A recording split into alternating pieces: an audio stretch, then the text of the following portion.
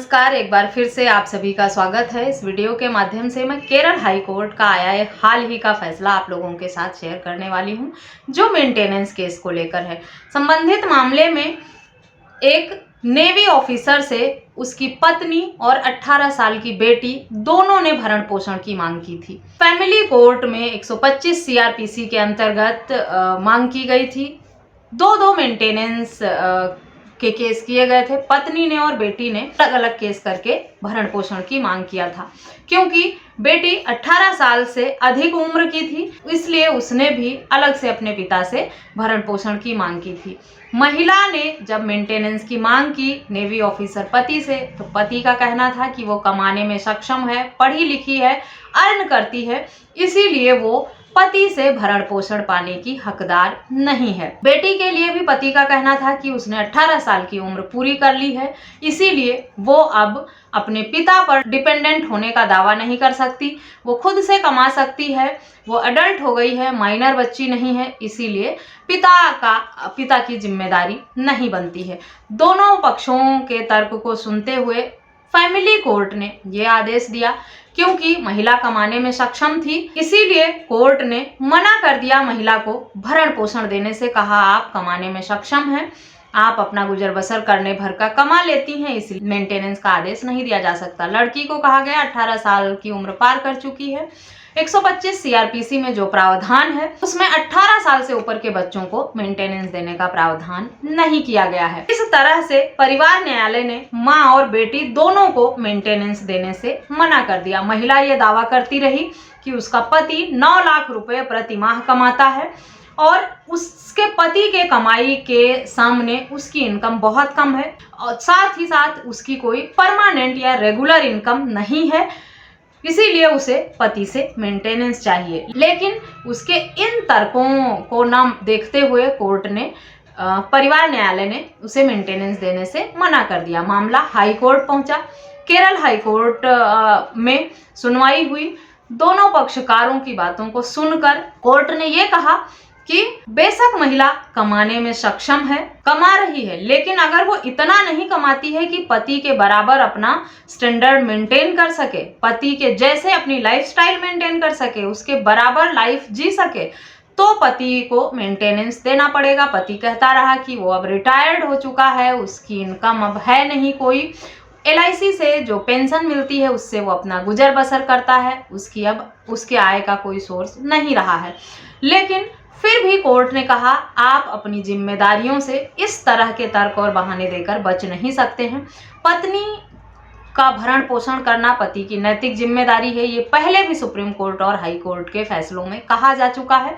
इस मामले में भी कोर्ट ने कहा, अगर आप फिजिकली मेंटली फिट नहीं है, कमाने में सक्षम नहीं है, इस बात को साबित कर ले जाते हैं, तब आप अपनी पत्नी को मेंटेनेंस देने से बच जाएंगे। अन्यथा इस तरह के तर्क देकर कि आपकी पत्नी कमा रही है, हाईली क्वालिफाइड है, उसका सोर्स ऑफ इनकम है, आपकी इनकम नहीं है, अभी आप कमा नहीं रहे हैं, या आप जॉबलेस हैं, आपका बिजनेस नहीं चल रहा है, ये सारे तर्क नहीं चलते हैं पत्नी को मेंटेनेंस देने से बचने के लिए। इसीलिए आपको पत्नी को मेंटेनेंस तो देना पड़ेगा।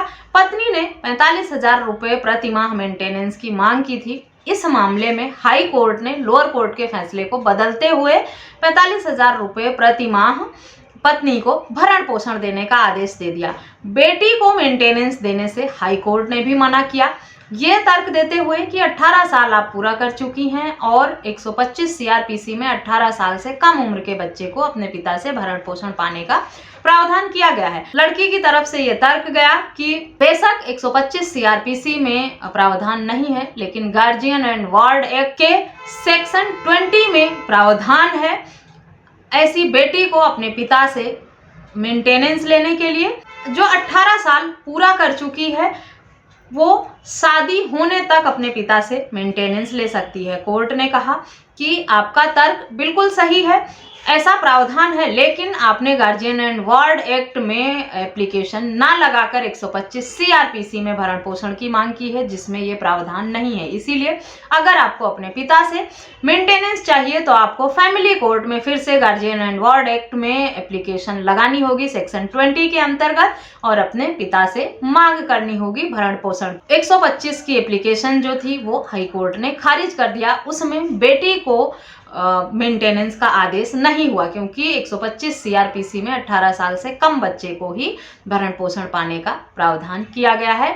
लड़की द्वारा लगाई गई जो एप्लीकेशन थी वो अगर गार्जियन एंड वार्ड एक्ट में होती तो उसे सेक्शन 20 के अंतर्गत मेंटेनेंस का आदेश कोर्ट की तरफ से हो जाता और वो तब तक के लिए होता जब तक उसकी शादी नहीं हो जाती।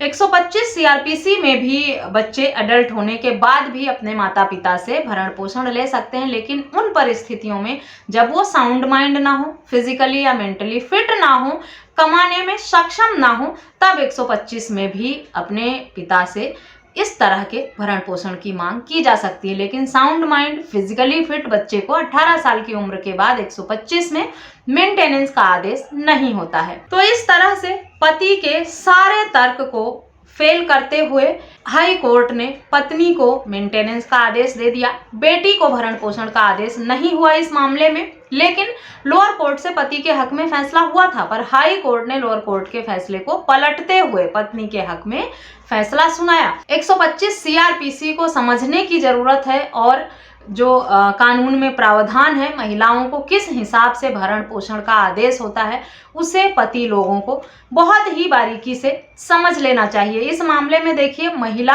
कमा रही थी, उसके बाद भी कोर्ट ने उसे भरण पोषण का आदेश दिया, ये कहते हुए कि उतना नहीं कमा रही है पत्नी कि पति के समान लाइफ मेंटेन कर सके।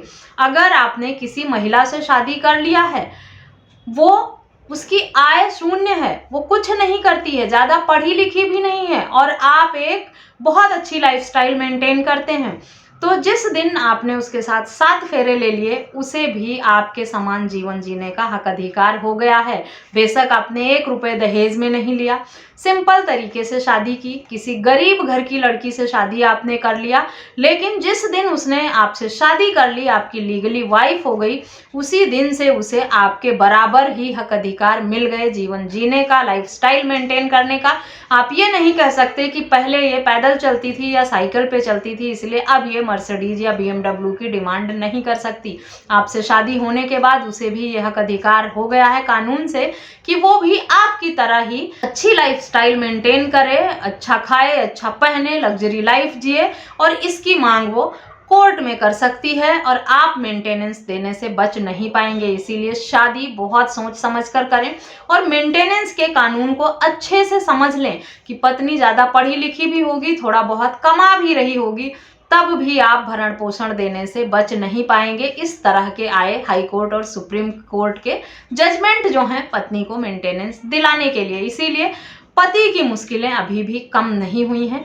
शादी बहुत सोच समझ के करना चाहिए अब आप लोगों को, क्योंकि शादी में जिस तरह से विवाद हो रहे हैं, जिस तरह से तलाक हो रहे हैं और मेंटेनेंस की मांग की जाती है, पतियों के साथ प्रताड़ना होती है, झूठे केस करके उनके परिवार को और उनके रिश्तेदार नातेदारों को भी फंसाया जाता है, ये बहुत ही कॉमन सी समस्या हो गई है। तो अब आप लोगों को जागरूक रहने की, अवेयर रहने की और बहुत सोच समझ कर डिसीजन लेने की ज़रूरत है। इस जजमेंट की डिटेल आपको वीडियो के डिस्क्रिप्शन बॉक्स से मिल जाएगी, वहां से आप पढ़ सकते हैं, डिटेल में समझ सकते हैं। वीडियो सुनने के बाद, जजमेंट पढ़ने के बाद किसी भी तरह का कोई डाउट है या सवाल है तो वीडियो में दिए गए व्हाट्सएप नंबर पर या कमेंट करके आप मुझसे पूछ सकते हैं। वीडियो अच्छी लगी है तो चैनल को सब्सक्राइब करके बेल आइकन को प्रेस करना बिल्कुल भी ना भूलें। इस वीडियो में बस इतना ही, मिलते हैं नेक्स्ट वीडियो में, तब तक के लिए थैंक यू एंड बाय।